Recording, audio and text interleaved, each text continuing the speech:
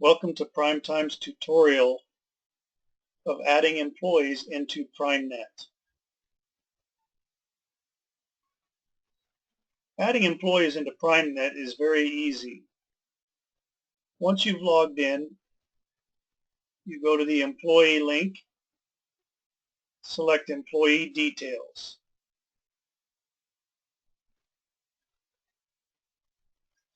This will bring up all of the employees that you have. From here, we can click on the link Add New Company Member. If we've made default profiles, we can select the default profile for this employee. We do not have to, but a default profile will add predetermined items over here to the right-hand side so that you don't have to go through and click them every time you add an employee. So I'll select CNA for right now.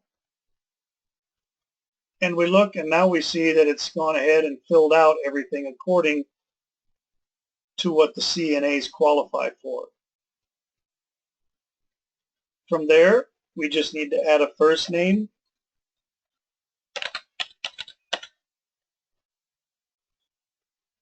middle name or initial, last name,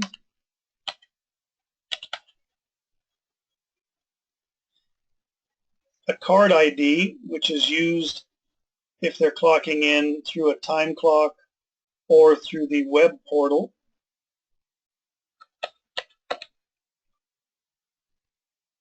On the other ID, we place their employee number. Now, the employee number is the number that they get from your payroll company. It's a unique number that no other employee has except this employee. It could be numbers, it could be a combination of numbers or letters, anything along those lines. If you want, you can add the email address, their home phone. If you want their phone number to appear on the status board on the dashboard, use the cell phone entry field.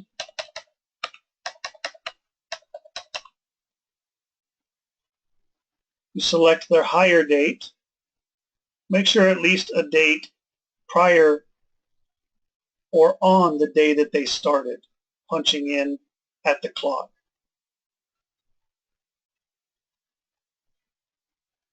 Benefit start date.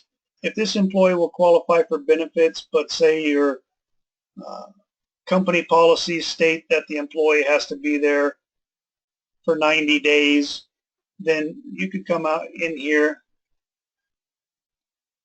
and maybe put in December 1st. Anniversary date and termination date obviously do not need to be filled out. Their main supervisor. The level hierarchy plan, you could have many level hierarchy plans, and what the hierarchy plan is, if I select this one here for test, then it is only going to enable specific departments for this employee to be able to use. So if they go to the time clock portal and they're clocking in, or they're switching departments and they click down on the department structure list, if I've only given them 3 departments within their level hierarchy plan to be able to choose from, then that's all they will see in their drop-down list. I come over here and choose the ACA type, full-time, part-time, or variable. I have 3 boxes here, text boxes, that I can place notes in, and these notes can be anything you want. It could be certification expirations, physical expirations, or just general notes, different hire dates, different term dates if the employee is seasonal and you wanted to track that. I would choose active to make sure that the employee is active when I do select save. If they're salary, I would choose salary. If I wanted the system to auto-generate their time card, what this means is I've got a schedule that's 8 to 5, And if I select them on this schedule and select Auto Generate Timesheets, then the system's going to automatically create a schedule of hours for them and basically give them, say, 40 hours a week. That way, when you do your export, it's going to export 40 hours for this person over to your payroll software.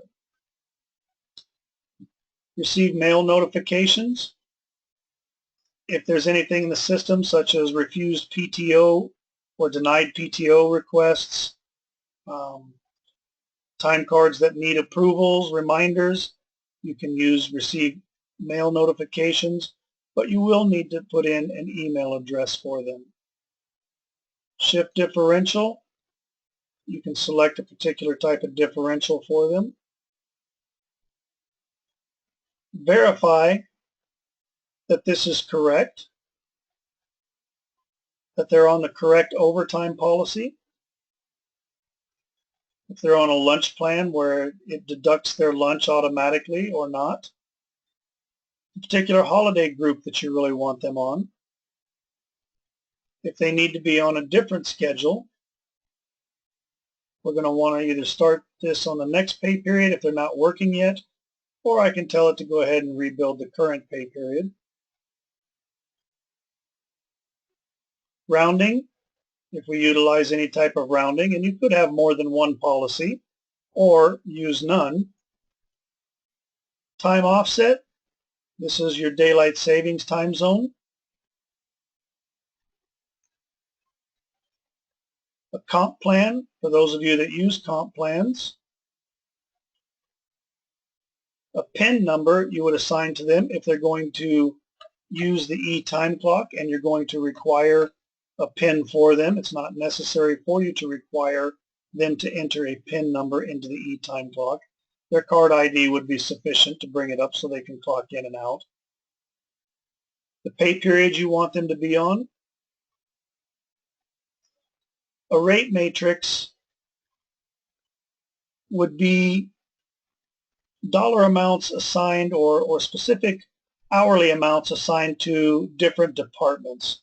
So maybe they're a bartender and they get $3.92 an hour for bartending, and then if they go to cocktail server, maybe they get $4.75 an hour. That would all have been set up in the rate matrix, and if the rate matrix is put on this employee, then it would see to it that when the payroll is exported, it'll export those rates for the employee. A PTO plan. If you want to enter their pay rate, you can. The bill rate would be the rate that you would bill someone for the use of this employee. You may have the employee's pay rate set at $10 an hour, but if you loan this employee out to somebody, you may charge $30 an hour. And that would enable you to be able to see the difference and be able to bring up different reports with the different amounts. The annualized rate would be a rate for salary. Next step is to go to your home levels, and these were brought over from the default profile of the CNA. If these look correct, then you can go ahead and click Save, or you can go ahead and change these to match what you need that employee to be on. Because the employee has not been added in yet, there will be nothing in the PTO banks to be able to edit. Once I'm satisfied that I've got all the information that I need for this employee, I simply click Save.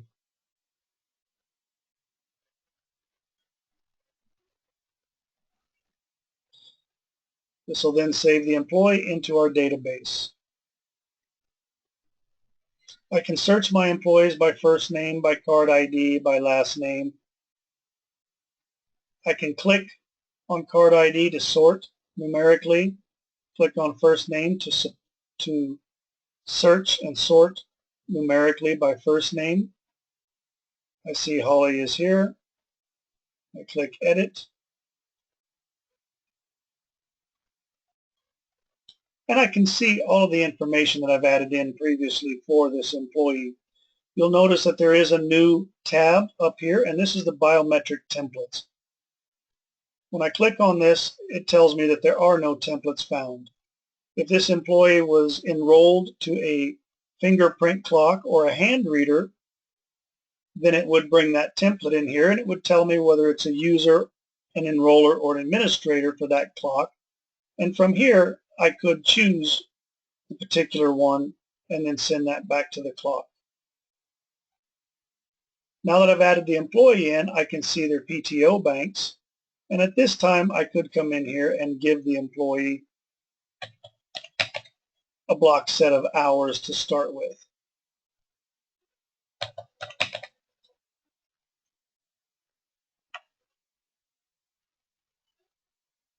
Once I'm done with this, I click Save. And that's all there is to adding a new employee into your system.